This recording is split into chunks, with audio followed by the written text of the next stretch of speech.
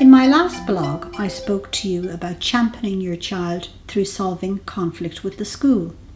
Now in this blog, I'm going to set out how you can continue to champion your child by becoming a successful advocate for him or her as they go through the school system.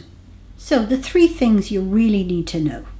In the Education Act in 1998, you were given the right to know what is in the school plan. The school plan is made up of all of the policies that cover each aspect of school life. This means that you have the right to know what is in the special needs education and inclusion policy. What interventions are being used to help your child to learn and be included in all areas of school life.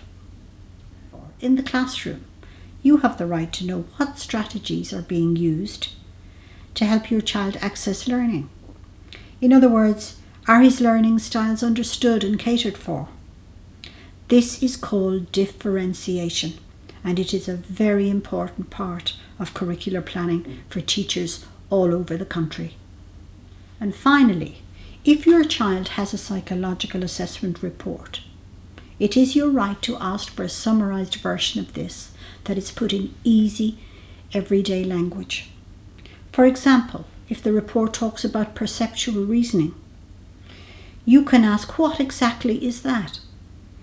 And can you give me 3 practical tasks that I can do every day at home in order to improve this skill in my child?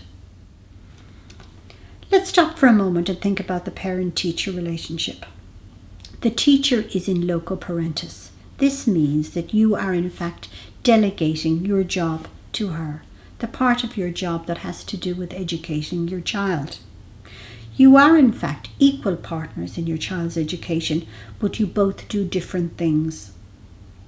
This understanding will take you out of the victim role because you are both working together to manage your child's learning. So now, how do you build trust and maintain these important relationships with the people who are working with your child? Firstly, let the staff know that you value them. Do you know that your child spends almost 900 hours with his teacher in the primary school each year? Therefore, it is very important that you support this relationship. Do not criticize your child's teacher in front of him or her, as it will adversely affect their relationship. Now, let's talk about playing a role in the management of your child's learning. Remember, you are the expert on your child. When you are talking to staff, talk about your child calmly and clearly.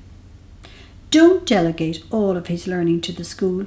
We are, after all lifelong learners, and we are all learning formally and informally all the time. Check that the school are very clearly separating your child's sense of self-worth from his academic performance.